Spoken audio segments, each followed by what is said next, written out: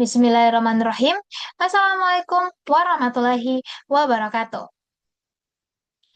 Kejadian gempa bumi di Indonesia tidak tersebar secara merata, melainkan membentuk pola kepadatan spasial yang dinamis. Untuk itu, saya, Mutmena Gusman dengan NIM H05122104 di bawah bimbingan Bapak Siswanto SSI akan memaparkan seminar Statistika 1 dengan judul Penerapan Kernel Density Estimation berbasis outlier factor untuk identifikasi kepadatan spasial dan pergeseran kejadian gempa bumi di Indonesia dengan uji permutasi Monte Carlo. Penelitian ini dilatar belakangi oleh aktivitas seismik global yang menunjukkan intensitas kejadian yang mengkhawatirkan. Dalam 3 bulan pertama pada tahun 2024, dua gempa bumi besar bermagnitudo 7,6 dan 7,4 terjadi di Jepang dan Taiwan. Kejadian ini menunjukkan bahwa kawasan seismik Asia terus bergerak dinamis. Karakteristik yang sama juga ditemukan di Indonesia sebagai konsekuensi kondisi geografis yang berada pada jalur Ring of Fire dan dipengaruhi interaksi lempeng Indo-Australia, Eurasia, Pasifik, dan Filipina. BMKG menyebutkan bahwa selama periode 2024 tercatat lebih dari 7.000 gempa bumi terjadi di Indonesia. Namun, frekuensi kejadian tersebut tidak secara otomatis dapat dipetakan dengan baik, karena menurut Nurtas et al. 2024, data gempa bumi memiliki karakteristik statistika nonlinear. Gutenberg dan Richter tahun 1944 menyebutkan bahwa distribusi magnitudo menunjukkan pola yang dikenal dengan hukum Gutenberg-Richter, yaitu hubungan log linear terbalik yang menghasilkan jumlah gempa jauh lebih banyak dibandingkan gempa besar. Kompleksitas temporal data gempa bumi berbanding lurus dengan keheterogenitas spasial yang sangat tinggi dan pola konsentrasi kejadian yang tidak merata. Shaw et al. 2010. Distribusi kejadian gempa bumi cenderung terfokus pada zona tektonik aktif seperti segmen subduksi, jalur megatrust, dan sistem sesar utama menurut MC Caffrey 2009. Struktur spasiotemporal yang kompleks dengan menggunakan pendekatan spasial klasik memiliki keterbatasan apabila diterapkan pada data seismik. Keterbatasan ini semakin terlihat pada metode berbasis kepadatan seperti density-based spatial clustering of application with noise dan ordering points to identify the clustering structure. Penelitian oleh Chen et al. 2025 menunjukkan bahwa kedua algoritma tersebut gagal mengidentifikasi klaster pada data yang memiliki variasi densitas besar, sehingga menghasilkan klaster bias. Bahkan ketika kedua metode tersebut diperluas dengan penambahan dimensi waktu, ketergantungan pada ambang jarak dan sensitivitas parameter tetap tidak teratasi, dan hasil klaster tetap tidak stabil, menurut Liu et al. 2019. Kondisi ini menegaskan perlunya metode yang mampu menangani densitas ekstrim dan heterogenitas spasial. Untuk itu, kernel density estimation menjadi salah satu alternatif yang relevan untuk tujuan tersebut.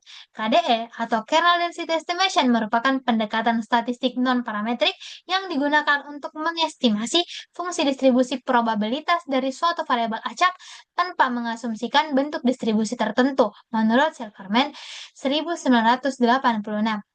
Pada konteks gempa bumi, KDE terbukti efektif mengestimasi dan memetakan zona kepadatan gempa dengan mempertimbangkan karakteristik penyebaran yang tidak linear, menurut Fadli et al. 2025. Meskipun efektif untuk memetakan pola kepadatan, Fadli et al. 2025 menyebutkan bahwa KDE memiliki keterbatasan mendasar, yaitu adanya smoothing effect yang menyebabkan kejadian menjadi berfrekuensi rendah dan tidak dapat membedakan suatu pola kepadatan, termasuk aktivitas rutin atau indikasi anomali struktural.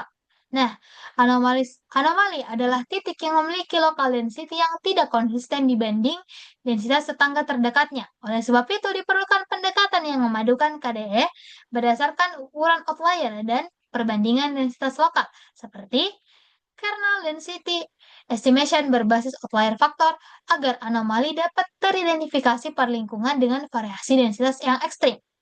Outlier factor merupakan ukuran yang menilai ketidakwajaran suatu kejadian berdasarkan perbandingan densitas lokal terhadap lingkungan terdekatnya.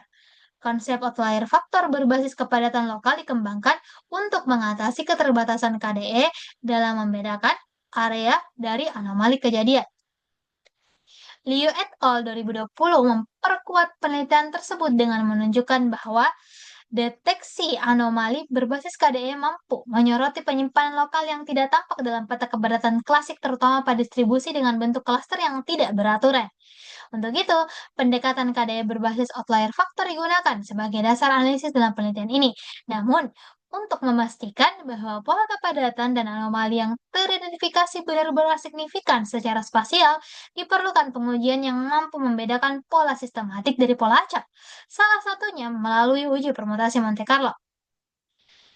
Penelitian oleh Liu et al. 2019 menjelaskan bahwa permutasi acak terhadap lokasi atau waktu kejadian efektif membentuk null distribution, yaitu distribusi acuan yang dihasilkan dari data yang diacak, sehingga memungkinkan evaluasi terhadap pola kepadatan yang mencerminkan struktur spasio-temporal yang nyata atau mungkin saja hanya dari hasil proses stokastik. Selain uji permutasi Monte Carlo, dari hasil KDE berbasis outlier factor juga diperoleh visualisasi pergeseran lintasan kejadian tahunan. Pergeseran lintasan ini merepresentasikan titik rata-rata geografis dari sekumpulan objek yang dapat digunakan untuk menelusuri perubahan posisi konsentrasi fenomena dari waktu ke waktu. Berdasarkan hal tersebut, maka dilakukan penelitian mengenai penerapan Kernel Density Estimation berbasis outlier factor untuk identifikasi kepadatan spasial dan pergeseran kejadian gempa bumi di Indonesia dengan uji permutasi Monte Carlo.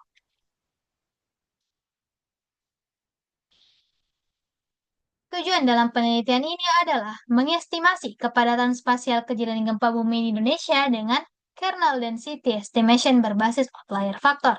Yang kedua, mengukur signifikansi kejadian hasil kernel density estimation berbasis outlier factor dengan uji permutasi Monte Carlo dan menganalisis lintasan pergeseran tahunan kejadian gempa bumi. Manfaat yang diharapkan dari penelitian ini adalah menyediakan informasi mengenai kepadatan spasial yang diperoleh dari kernel density estimation berbasis outlier factor dengan uji permutasi Monte Carlo, memberikan gambaran lintasan pergeseran kejadian gempa bumi yang teridentifikasi dari KDE berbasis outlier factor dengan uji permutasi Monte Carlo. Yang terakhir, menjadi referensi pendukung bagi lembaga terkait dalam memahami kepadatan spasial dan perubahan aktivitas seismik di Indonesia. Adapun batasan penelitian. Pada penelitian ini adalah data yang digunakan dalam penelitian ini adalah data gempa bumi di Indonesia pada periode 2021 hingga 2024. Estimasi kepadatan spasial menggunakan 3 kernel, yaitu Gaussian, Epaniknikov, Biwake dengan nilai bandwidth 0,1 derajat, 0,3 derajat, dan 0,5 derajat. Sementara ukuran resolusi grid spasial yang digunakan adalah 0,25 derajat, 0,5 derajat, 1 derajat, dan 5 derajat. Selanjutnya, uji signifikansi spasial terhadap hasil KDE berbasis outlier factor menggunakan uji permutasi Monte Carlo. Adapun teori yang digunakan dalam penelitian kali ini adalah kernel density estimation. Fungsi kernel yang terbagi 3 tadi yaitu Gaussian, Epaniknikov, dan Biwake.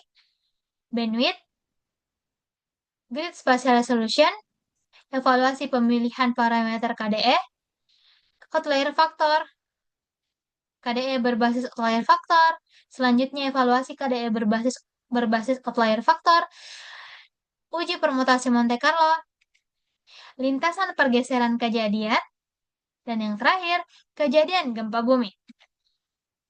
Data yang digunakan dalam penelitian ini merupakan data sekunder yang mencakup kejadian gempa bumi di Indonesia selama periode 2021 hingga 2024. Data tersebut diperoleh dari BMKG dan dapat diakses melalui situs web BMKG.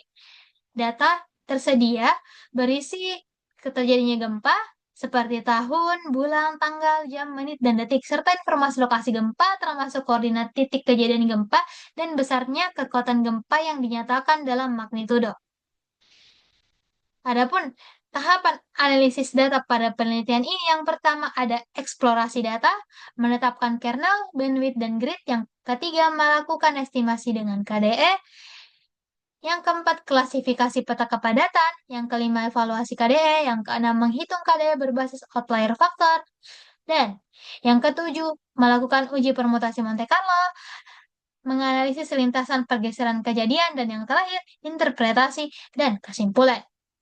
Adapun daftar pustaka yang digunakan tertampil di layar.